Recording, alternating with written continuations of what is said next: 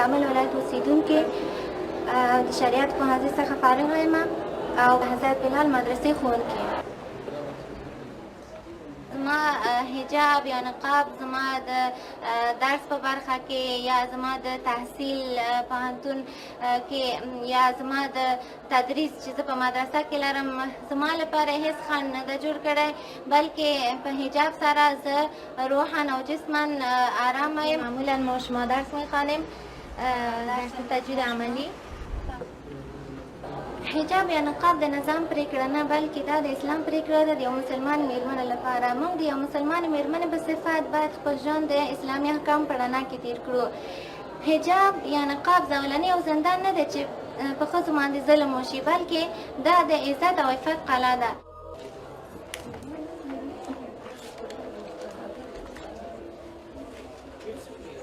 شاګردانو لپاره یو ښه او آرام او خوشحاله راتلونکی غواړم او همدارنګه زه چې کله دوی ته تدریس کوم نو دوی ته داسې یو روحیه ورکوم چې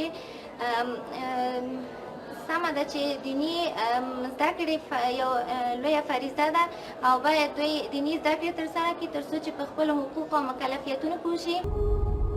زه د اسلامي امارت څخه دا هیله مانده یم او دا ترېنه غواړم چې د ښځو په برخه کې توجه وکړي او خصوصا د شپږم ټولګي نه وروسته چې کوم صنفونه یا کوم ښوونځي چې موږ لرو او هغه تړلي دي هغه باید خلاص شي او باید مېرمنې خپل زده کړې ترسره کړي.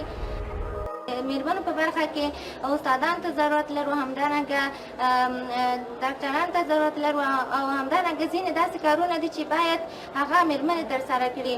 نو د دې لپاره باید میرمنې هم عصري زده کړې ترسره کړي.